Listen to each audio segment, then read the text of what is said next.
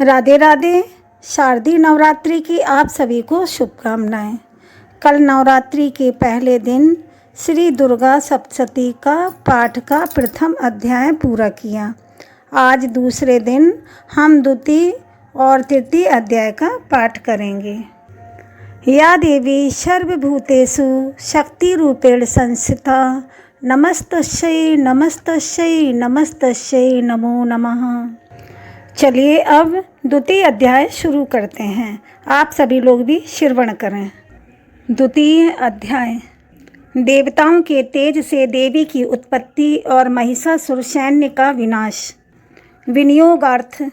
इस मध्यम चरित्र के विष्णु भगवान ऋषि, महालक्ष्मी देवता, उष्णिक छंद, शाकंभरी शक्ति, दुर्गा बीज, वायु तत्व और यजुर्वेद स्वरूप माना गया है। श्री महालक्ष्मी की प्रसन्नता के निर्मित मध्यम चरित्र के पाठ में इसका विनियोग वर्णित है। ध्यान में कमलासन पर आसीन प्रसन्न बदना महिषासुरमर्दिनी भगवती श्री महालक्ष्मी का ध्यान करता हूँ, जिनके हाथ में रुद्राक्ष की माला, फरसा, गदा, बाण, वज्र, पद्म, धनुष, कुंडिका, दंड, शक्ति, खड्ग, ढाल, शंख, घंटा, सुरापात्र, शूल, पास और चक्र सुशोभित हैं। ऋषि ने कहा, प्राचीन काल में देवताओं और दानवों में 100 वर्ष तक तुमुल युद्ध हुआ था। इस युद्ध में दानवों का स्वामी महिषासुर तथा देवताओं के अधिपति इंद्रदेव थे। उस भीषण द्वंद्व युद्ध में देवताओं की सेना महाबलवान दैत्यों के आगे टिक न सकी।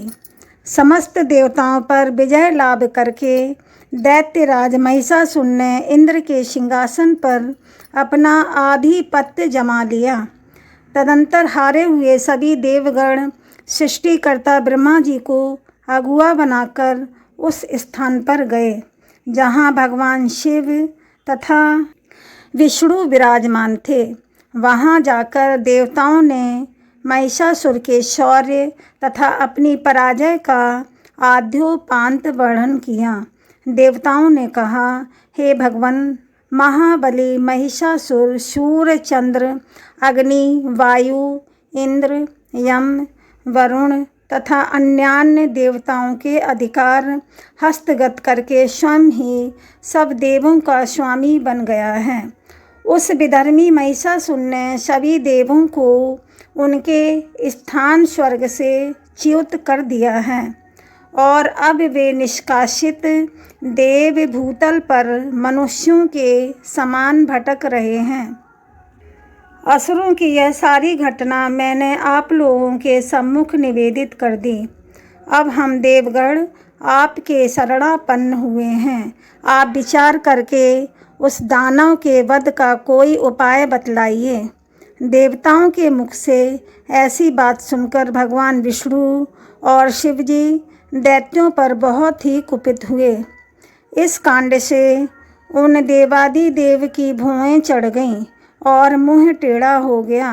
तदंतर अत्यंत क्रोधित चक्रपाणी विष्णु भगवान के मुख से एक महान तेज का आविर्भाव हुआ। फिर ब्रह्मा और शंकर जी के शरीर से भी वैसा ही तेज निकला। इसी प्रकार इंद्रादि अन्य देवों के शरीर से भी उसी प्रकार का तेज पुंज उत्पन्न हुआ। निकलने के बाद ही वे सभी तेजपुंज परस्पर मिलकर एक हो गए। वह महान तेजपुंज ज्वलंत पर्वत के सदृश जान पड़ने लगा। देवताओं ने देखा कि उसकी ज्वालाएं समस्त दिगंतों में व्याप्त हो रही हैं।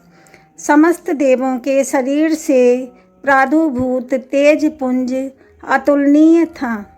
उस तेजपुंज के एक साथ मिलित होने से वह नारी के रूप में परिवर्तित हो गया और अपने प्रकाश से प्रकाशित होकर त्रिलोक में छा गया। भगवान शिव के शरीर से निकले हुए तेज के द्वारा महामाया देवी का मुख्य प्रकट हुआ। यमराज के तेज से देवी के सिर के केश निकले और विष्णु भगवान के तेज से उनकी भुजाओं का निर्माण हुआ। चंद्रमा के तेज से स्तनद्वय, इंद्र के तेज से कटिभाग, वरुण के तेज से जांग तथा पैर की पिंडली और पृथ्वी के तेज से नितंब की उत्पत्ति हुई। ब्रह्मा जी के तेज से दोनों पैर तथा सूर्य के तेज से उंगलियां उत्पन्न हुई। अष्टवसुओं के तेज से हाथों की अंगुलियां और कुबेर के तेज से नासिका निर्माण हुआ। प्रजापति के तेज से दंतावली तथा अग्नि के तेज से 3 नेत्रों का प्रादुर्भाव हुआ। संध्या के तेज से भ्रुकुटी, दोनों भौहें, वायु के तेज से कान उत्पन्न हुए थे। इसी प्रकार अन्य सभी देवों के मिलित तेज से देवी की उत्पत्ति हुई। संपूर्ण देवी के मिलित तेज से प्रादुर्भूत उस देवी की मूर्ति को देखकर महिषासुर द्वारा संतप्त देवता लोग अत्यंत प्रमुदित हुए। पिनाकी शंकर भगवान ने अपने प्रमुख अस्त्र शूल में से एक शूल उन्हें दिया। फिर भगवान विष्णु ने अपने चक्र से दूसरे नए चक्र का निर्माण करके देवी को प्रदान किया। वरुण देव ने शंख, अग्निदेव की शक्ति, वायु ने धनुष तथा बाण से पूरित 2 तरकस देवी को अर्पित किए। सहस्त्र लोचन देवराज इंद्र ने अपने वज्र से निर्मित एक वज्र तथा ऐरावत हाथी से उतारकर 1 घंटा अर्पण किया। यमराज ने काल दंड द्वारा प्रादुर्भूत दंड, वरुण ने पाश, प्रजापति ने स्फटिकाक्ष की माला और सृष्टिकर्ता ब्रह्मा जी ने उन्हें अपना कमंडलु अर्पित किया।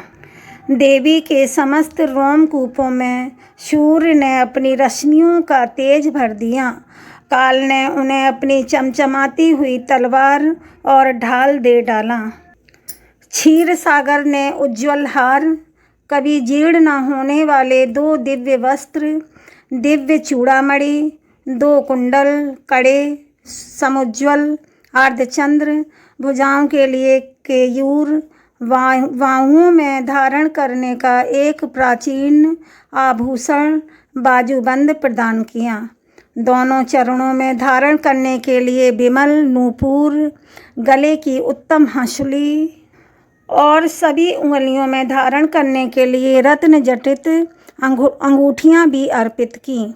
विश्वकर्मा जी ने उन्हें अपना अत्यंत निर्मल फरसा प्रदान किया।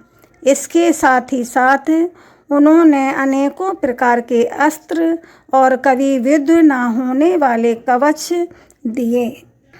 अस्त्रों के अतिरिक्त उन्होंने मस्तक और वक्ष पर धारण करने के निर्मित देवी को सदैव हरे भरे रहने वाले कमलों की बनी हुई मालाएं भी दी।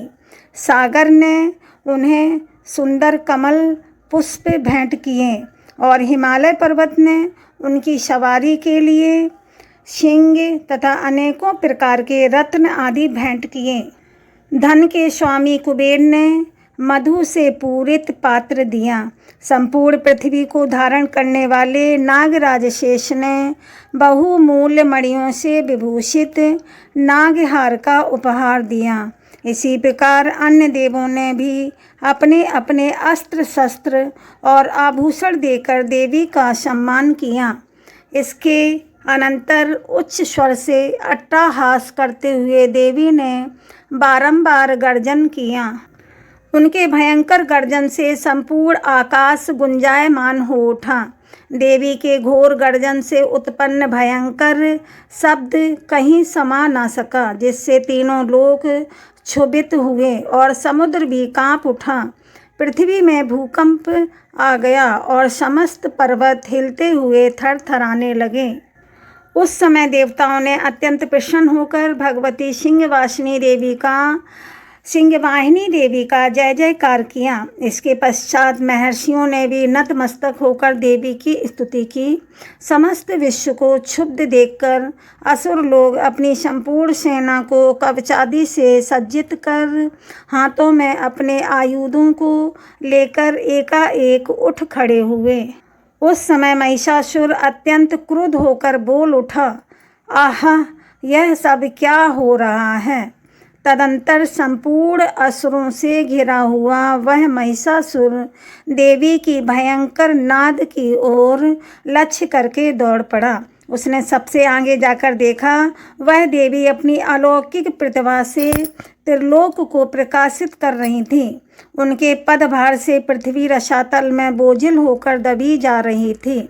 मस्तक के मुकुट से आकाश में रेखा सी खिंची हुई दिख रही थी तथा वे अपने धनुष के टंकार से सप्त पाताल लोकों को क्षुभित कर रही थीं। अपनी सहस्त्र भुजाओं से देवी समस्त दिशाओं को आच्छादित करके खड़ी थीं। इसके पश्चात देवी के साथ दैत्यों का घनघोर युद्ध प्रारंभ हो गया। भांति भांति के अस्त्रों शस्त्रों के प्रहार से सभी दिशाएं प्रकाशित हो उठीं। महिषासुर का सेनापति चिक्षुर नामक महान असुर था। देवी के साथ उस महाबली दानव का संग्राम होने लगा। चामर नामक असुर दानवों की चतुरंगड़ी सेना को लेकर युद्ध में भिड़ गया। 60,000 रथियों को अपने साथ लेकर उदग्र महाबली दानव भी युद्ध में आ पहुंचा। 1 करोड़ सेना लेकर महाहनु नामक असुर ने युद्ध में भाग लिया। असीलोमा नामक महादानव 500 रथियों के साथ युद्ध स्थल में आ पहुंचा। उसके शरीर के रोंगटे तलवार की धार के सदृश तीखे और पैने थे। उस रणभूमि में वाष्कल नामक दैत्य अपने साथ 60 लाख सेना लेकर लड़ने लगा। परिवारित नामक असुर हाथी सवार, घुड़सवार आदि की टोलियों के साथ 1 करोड़ की विशाल सेना के साथ युद्ध भूमि में उतर आया। विड़ाल नामक दैत्य 5 अरब रथियों के साथ लड़ने लगा। इनके अतिरिक्त और भी सहस्त्रों महादैत्य रथ हाथी और घुड़सवारों की सेना की सहायता से युद्ध करने में लग गए। उस रणस्थल में कोटि कोटि सहस्त्र रथ हाथी और घोड़ों की सेना से घिरा हुआ स्वयं महिषासुर उपस्थित था। वे अगणित दानव देवी के साथ तोमर, बिंदीपाल, शक्ति, मूसल, खड्ग, परशु, पट्टिस नामक अस्त्र शस्त्र का प्रहार करते हुए युद्ध में लगे थे। कुछ एक दैत्यों ने मिलकर देवी पर शक्ति का प्रहार किया, कुछ एक ने अपने पास फेंके। कुछ अन्य दैत्यों ने देवी के वध के उद्देश्य से उन पर खड्ग का प्रहार किया। देवी ने क्रुद्ध होकर लीला स्वरूप अपने अस्त्र शस्त्रों की भीषण वर्षा से उन दानवों के निक्षिप्त अस्त्रों को सहज में ही काट दिया। उनके मुख कमल पर परिश्रम या क्लांति का लेस मात्र भी चिन्ह नहीं दिखाई पड़ता था। देवताओं और ऋषि उनका स्तुति गान कर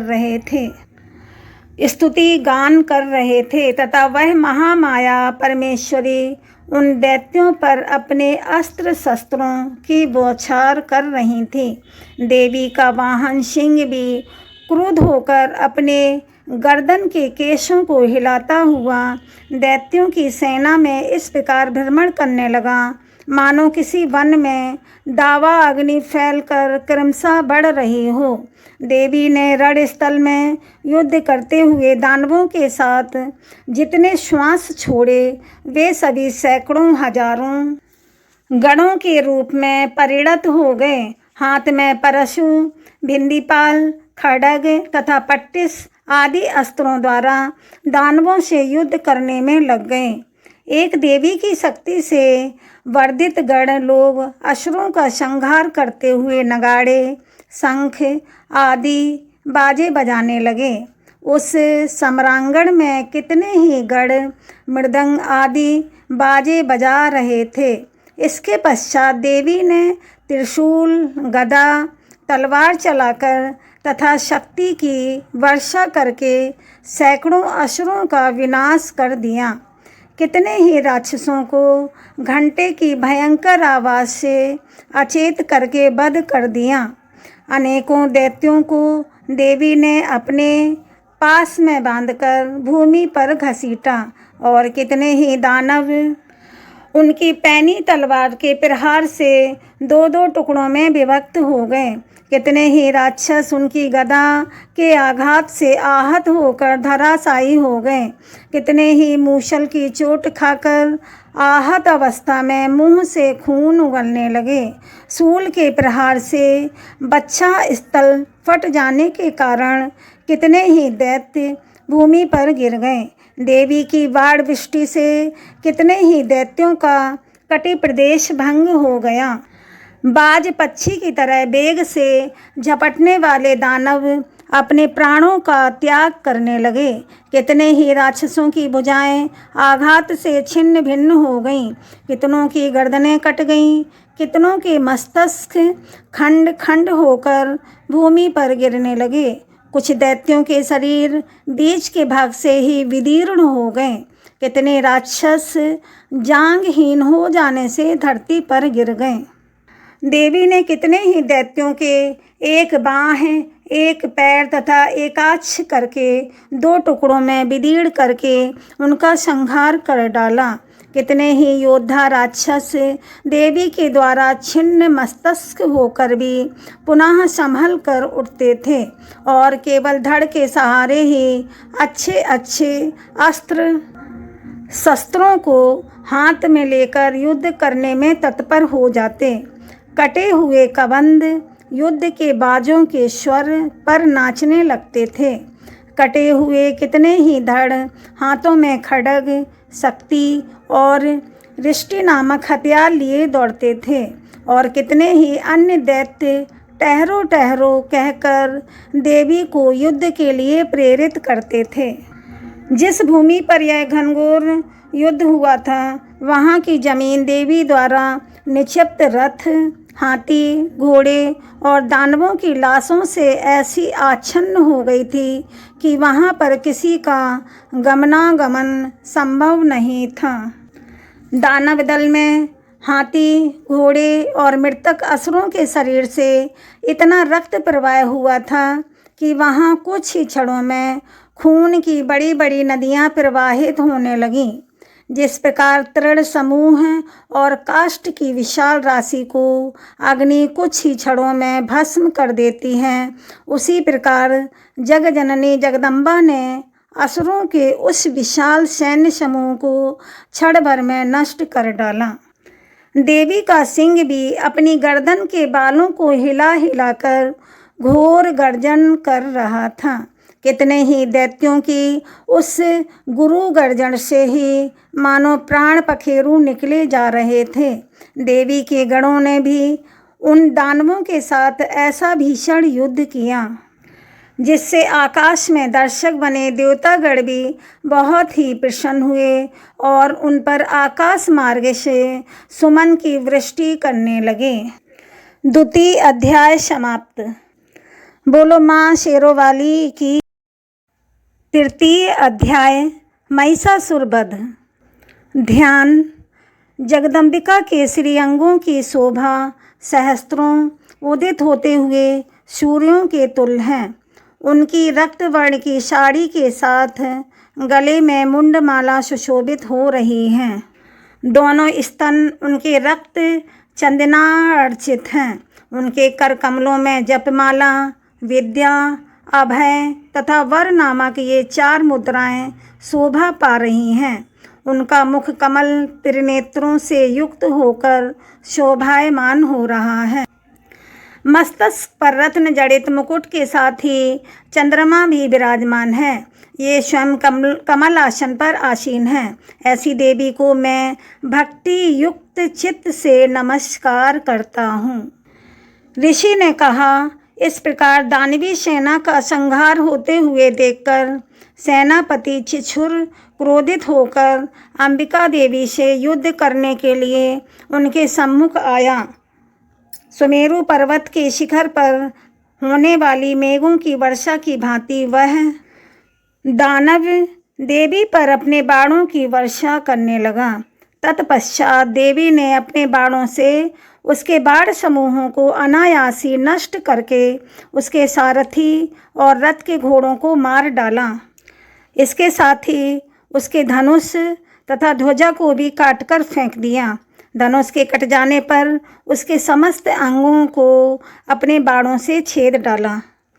अपने धनुष, रथ, घोड़े और सारथी के नष्ट हो जाने से वह दानव अपनी तलवार और ढाल को लेकर देवी की ओर झपटा। उसने तेज धार वाली तलवार से सिंह के मस्तक पर आघात करके देवी की बाईं भुजा में अत्यंत वेग से प्रहार किया। राजन, देवी की बाएं के स्पर्श से वह तलवार भग्न हो गई। अपना प्रहार निष्फल होते देखकर उस राक्षस ने क्रोध से रक्त नेत्र करके हाथों में शूल उठाया। तब उस महादानव ने देवी भद्रकाली के ऊपर अपना शूल चलाया। वह आकाश मंडल से गिरते हुए सूर्य मंडल के समान अपने तेज से देदीप्यमान हो गया। बड़े वेग से उस शूल को अपनी ओर आते देखकर प्रत्युत्तर में देवी ने भी अपना शूल चलाया। देवी के शूल के प्रहार से दानव शूल के सैकड़ों खंड हो गए। साथ ही उस शूल के द्वारा महाबली सेनापति छिछुर का प्रणांत हो गया। महिषासुर के महावीर सेना नायक छिछुर के वधोपरांत देवताओं का पीड़क चामर नामक राक्षस हाथी पर सवार होकर लड़ने के लिए आया। उसने आते ही देवी पर शक्ति का आघात किया, परंतु जगदम्बिका ने उसे केवल हुंकार मात्र से ही घायल और निष्प्रभ करके तत्क्षण भूमि पर सुला दिया। अपनी खंडित शक्ति को देखकर चामर परम कुपित हुआ। क्रोध में भरकर उसने शूल का वार किया, किंतु देवी ने उस शूल को अपने बाणों द्वारा काट गिराया। इतने में अवसर पाकर देवी का सिंह हाथी के मस्तक पर उछल पड़ा और दानव के साथ बाहु युद्ध करने को उद्यत हुआ। वे दोनों लड़ते लड़ते हाथी से भूमि पर उतर आए और अत्यंत क्रोधित होकर परस्पर प्रचंड प्रहार करते हुए लड़ने लगे। तत्पश्चात देवी का सिंह पंजों के प्रहार से चामर का सिर धड़ से भिन्न कर दिया। इसी प्रकार उदग्र दैत्य पत्थरों और वृक्षों की चोट खाकर रणस्थल में देवी के हाथों मारा गया और कराल राक्षस भी दांतों, घूसों एवं थप्पड़ों की मार से भूमि पर गिर पड़ा। गदा के प्रहार से देवी ने उद्यत नामक राक्षस को चकनाचूर कर दिया। बिंदीपाल से वाष्कल एवं बाणों से ताम्र तथा अंधक को यमराज के घर भेज दिया। त्रिनयना परमेश्वरी ने अपने त्रिशूल से उग्राश, उग्रवीर तथा महाहनु नामक दानवों को मार गिराया। बिड़ाल दैत्य के मस्तक को तलवार के आघात से मुंडहीन कर दिया। दुर्धर और दुर्मुख नामक दोनों राक्षसों को अपने बाणों से बींध कर यमालय में भेज दिया। इस प्रकार अपनी सेना का क्षय होते देखकर महिषासुर ने भैंसे का रूप बनाकर देवी के गढ़ों को त्रस्त करना प्रारंभ किया। वह राक्षस किसी किसी को थूथुन से मारकर, किसी किसी पर खुरों के प्रहार से, किसी किसी को पूंछ की चोट से और कुछ को अपने सींगों से विदीर्ण कर दिया। कुछ गढ़ों को प्रबल वेग से, किसी को सिंहनाद के द्वारा, किसी को घुमाकर और कितने को ही अपने निःश्वास वायु के झोंके से भूमि पर गिरा दिया। इस प्रकार गढ़ों की सेना को तितर बितर करके वह राक्षस भगवती के सिंह को मारने के लिए वेग से झपट पड़ा। इससे महामाया को अतीव क्रोध उत्पन्न हुआ। उधर महाबलशाली महिषासुर भी क्रुद्ध होकर भूमि को अपने खुरों से खोदने लगा और अपने सींगों से उठाकर बड़े बड़े पर्वतों को फेंककर गर्जन करने लगा। उसके वेग के घुमाने से कारण पृथ्वी अत्यंत क्षुभित होकर फटने से लगी। उसकी पूंछ से टकराकर सागर पृथ्वी को जलमग्न करने लगा। हिलते हुए सींगों के प्रहार से बादलों के समूह छिन्न भिन्न हो गए। उसके श्वास की प्रबल वायु के कारण उड़ते हुए सैकड़ों पर्वत आकाश से भूमि पर गिरने लगे। उस महादानव को क्रोध की मुद्रा में अपनी ओर लक्ष्य देखकर चंडिका देवी ने भी उसको मारने के लिए उस पर महान क्रोध प्रकट किया। सर्वप्रथम देवी ने अपने पास फेंककर उस महाबली असुर को बांध लिया। अपने को उस महारण स्थल में बंध जाने पर उस राक्षस राज ने भी अपने बनावटी महिष स्वरूप का परित्याग कर दिया। तुरंत ही वह दैत्य मायावी सिंह के रूप में देवी के सामने आ गया। ऐसी स्थिति में जैसे ही अंबिका ने उसका सिर छेदन करना चाहा, त्यों ही वह राक्षस खड्गधारी पुरुष वेश में दिखाई पड़ने लगा। देवी ने तत्काल ही बाण वृष्टि करके ढाल और तलवार के सहित उस महिषासुर को भेद दिया। तब वह मायावी राक्षस गजराज के रूप में परिवर्तित हो गया। गजराज के वेश में वह राक्षस अपनी सूंड से देवी के विशाल सिंग को खींचने और गरजने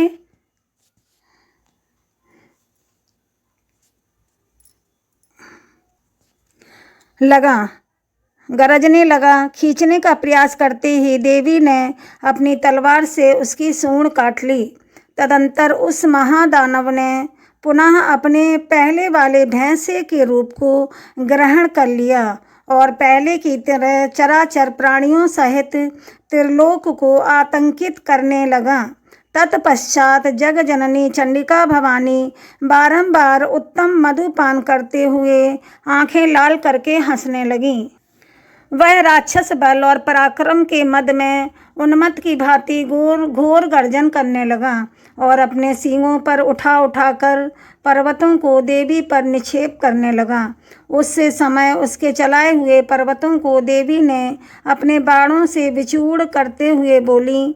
मधु के मद से बोलते समय उनका मुख लाल हो रहा था और जीभा लड़खड़ा रही थी।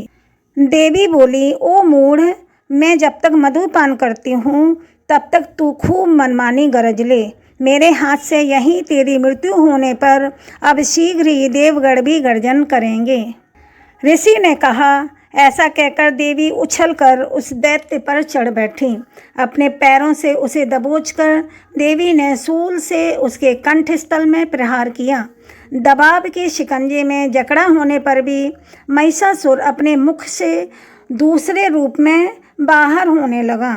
अभी वह शरीर के अर्धभाग से ही बाहर निकल सका था कि देवी ने अपने बल से उसे रोक दिया। वह दैत्य अर्ध निर्गतावस्था में ही देवी के साथ युद्ध में लग गया। तब देवी ने बहुत बड़ी तलवार से उसके मस्तक का छेदन कर दिया।